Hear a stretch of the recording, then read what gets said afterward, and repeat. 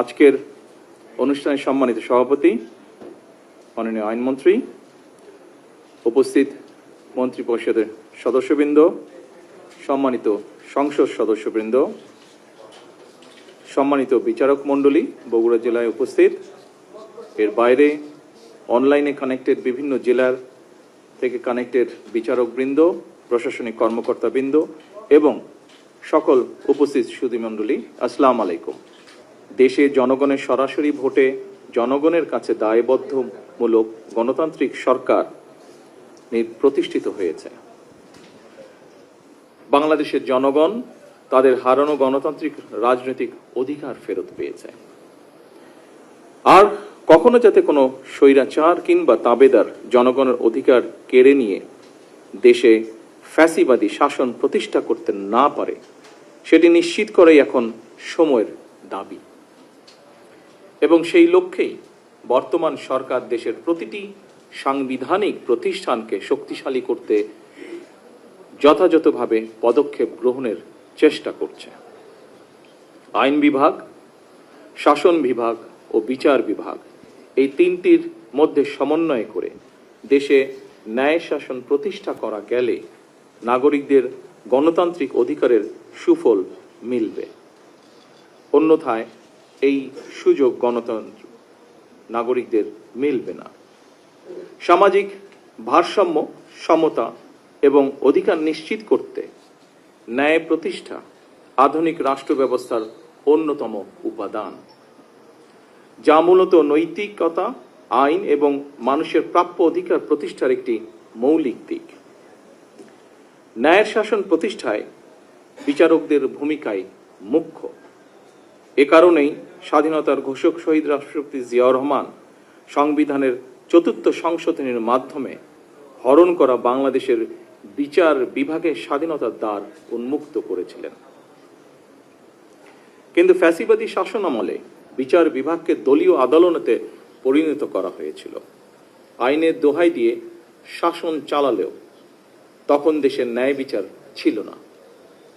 ২০২৪ সালের আগস্ট মাসে দেশের স্বাধীনতা প্রিয় মানুষ অন্ধকারের শাসন থেকে মুক্ত করে নিজেকে, মুক্তি পায়। সুতরাং বর্তমান সরকার এবার দেশের ন্যায় শাসন প্রতিষ্ঠার মাধ্যমে জনগণের ন্যায় বিচার পাওয়ার অধিকার প্রতিষ্ঠা করতে বদ্ধপরিকর। আদালত হয়রানির জায়গা নয়, বরং ন্যায় বিচার পাওয়ার নিরাপদ স্থল। জনমনে এমন বিশ্বাস দৃঢ় হলে সমাজ থেকে মব ভায়োলেন্স ও দূরীভূত হবে বলে আমি ব্যক্তিগতভাবে বিশ্বাস করি। এই জন্য বর্তমান সরকার ন্যায় এবং আস্থার জায়গা হিসাবে বিচার বিভাগকে প্রতিষ্ঠিত করতে কাজ করছে। প্রিয় সুধীবৃন্দ, দুর্নীতিমুক্ত, স্বচ্ছ ও স্বাধীন বিচার ব্যবস্থা প্রতিষ্ঠার মাধ্যমে বিচার প্রক্রিয়ায় জনগণের হয়রানি লাঘব করতে সরকার বিচার প্রশাসন ও বিচার প্রক্রিয়াকে সম্পূর্ণরূপে ইলেকট্রনিক ব্যবস্থায় রূপান্তরের অংশ হিসাবে বিচার ব্যবস্থার আধুনিকায়নে ই বেইল বন্ড পদ্ধতির বাস্তবায়ন কর্মসূচি অব্যাহত রেখেছে এবং যার ফলশ্রুতিতে আজ 7টি জেলায় এই প্রক্রিয়াটি চালু হলো। দেশের সকল আদালতে ই বেইল বন্ড পদ্ধতি চালু করা গেলে জনগণের বিচার প্রাপ্তিতে বিলম্ব ও বৈষম্য দূর করে ন্যায় বিচার প্রতিষ্ঠার সহায়ক হবে বলে আমরা বিশ্বাস করি। ন্যায় বিচারে বিলম্ব করা মানেই ন্যায় বিচারকে উপেক্ষা বা অস্বীকার করা। আমি আশা করি বিচার বিভাগ, কারা কর্তৃপক্ষ এবং সংশ্লিষ্ট সকল প্রতিষ্ঠান আন্তরিক উদ্যোগ নিয়ে ই বেইল বন্ড ব্যবস্থাকে এগিয়ে নিয়ে যাবেন। আদালত থেকে জামিন পাওয়ার পর আদালতের বিভিন্ন দপ্তর ঘুরে জামিননামা হাতে পৌঁছতে কয়েকদিন সময় লাগার কারণে সংশ্লিষ্ট ব্যক্তির কারামুক্তি হতে দেরি হয়। এটি আইনের শাসন হলেও ন্যায় বিচার কিনা এ নিয়ে প্রশ্ন করার সুযোগ হয়তো রয়েছে। ফ্যাসিবাদী শাসন আমলে আমরা দেখেছি আইনের দোহাই দিয়েই এমনকি রাতের বেলা আদালত বসিয়ে ভিন্ন দল এবং মতের শত শত মানুষকে শাস্তি দেওয়া হয়েছে। সেগুলো অবশ্যই ন্যায় বিচার ছিল না, বরং আইনি বিচারে আইনের অবিচার চালানো হয়েছিল। আইনের শাসন এবং ন্যায় বিচার বিষয় দুটি একটি আরেকটির পরিপূরক। আমার কাছে মনে হয় রাষ্ট্রে আইনের শাসনই শেষ কথা নয়, বরং ন্যায় বিচার প্রতিষ্ঠাই হচ্ছে গুরুত্বপূর্ণ। এ কারণেই বর্তমান সরকার রাষ্ট্র এবং সমাজে আইনানুগ ন্যায় বিচার প্রতিষ্ঠা করতে চায়। ন্যায় বিচার প্রতিষ্ঠার জন্য প্রয়োজন ন্যায়পরায়ণ বিচারক। আমি মনে করি জামিন প্রক্রিয়ায় বেইল বন্ড ব্যবস্থা বিচার প্রার্থীদের ক্ষেত্রে বিচার প্রতিষ্ঠার যাত্রাপথে একটি উল্লেখযোগ্য ধাপ। উপস্থিত আইনজীবী বৃন্দ, জামিনের নথি অনলাইনে দাখিল করার ইলেকট্রনিক জামিননামা বা বেইল বন্ড পদ্ধতির মাধ্যমে অল্প কিছু সময়ের মধ্যেই জামিননামা সংশ্লিষ্ট ব্যক্তির কাছে পৌঁছে যাওয়ার ফলে বিচার প্রার্থীদের হয়রানি লাঘব হবে ইনশাআল্লাহ। আগে একটি জামিননামা সম্পন্ন করতে আদালত থেকে জেলখানায় পৌঁছানো পর্যন্ত আইনজীবী, মোহরি, ম্যাজিস্ট্রেট, পুলিশ, পিয়ন সহ নানা পরিক্রমায় কমপক্ষে 13টি ধাপ পার হতে হতো, বা যা এখনো বিভিন্ন জায়গায় হচ্ছে। বেইল বন্ড পদ্ধতি চালুর পর এখন সংশ্লিষ্ট ব্যক্তির কাছে জামিননামা কিছু সময়ের মধ্যেই পৌঁছে যাবে। এ কারণেই বর্তমান সরকার সারা দেশের সকল আদালতকে বেইল বন্ড পদ্ধতির আওতায় আনার সিদ্ধান্ত নিয়েছে। এরই অংশ হিসেবে আজ থেকে বগুড়া, ঝিনাইদহ, যশোর, মাগুরা, রাজশাহী, নাটোর ও কুষ্টিয়া এই কটি জেলাতে আদালতের কার্যক্রমে বেইল বন্ড পদ্ধতি চালু করা হলো। এর ফলে জামিনপ্রাপ্ত ব্যক্তি জামিন পাওয়ার পর কারামুক্তির ক্ষেত্রে হয়রানি লাঘব হবে। অপরদিকে বিরোধী পক্ষ কিংবা মধ্যস্থতাভোগীদের তৎপরতা কিংবা জামিননামা জালিয়াতির ঘটনার সুযোগও কমে আসবে বলে আমরা দৃঢ়ভাবে বিশ্বাস করি। যেই বিচার বিভাগ থাকবে সম্মানিত উপস্থিতিবৃন্দ, একজন বিচারক যেহেতু জামিন আদেশটি যাচাই করে সরাসরি অনলাইনেই কারা প্রশাসনের কাছে পাঠাবেন, সেহেতু কারা প্রশাসন জামিন আদেশ পাওয়ার সাথে সাথে সংশ্লিষ্ট ব্যক্তিকে কারা মুক্তি দিতে সক্ষম হবেন। ফলে বেইল বন্ড বা ইলেকট্রনিক জামিননামা বিচার ব্যবস্থায় জনগণের অহেতুক হয়রানি এবং দুর্ভোগের অবসান ঘটাবে। বেইল বন্ড সিস্টেমকে পুলিশের সিডিএমএস, আদালতের কেস ম্যাজিস্ট্রেট সিস্টেম এবং ন্যাশনাল আইডি কার্ড ভেরিফিকেশনের সাথে যুক্ত করার বিষয়টিও আমাদের সরকারের পরিকল্পনার ভিতরে রয়েছে। জনদুর্ভোগ লাঘবের উদ্দেশ্যে বিচার ব্যবস্থার পুরো প্রক্রিয়াটিকেই বর্তমান সরকার কম্পিউটারাইজ সিস্টেমের আওতায় এনে বিচার বিভাগে মডার্নাইজেশনের উদ্যোগ অব্যাহত রাখবে ইনশাআল্লাহ। উপস্থিত আইনজীবীবৃন্দ, গায়েবী মামলা, ভুয়া ওয়ারেন্ট এবং ওয়ারেন্ট রিকল না হওয়ার অজুহাতে অতীতে বিরোধী দল বা ভিন্ন চিহ্ন মতের হাজার মানুষকে নানাভাবে হয়রানি করা হয়েছে।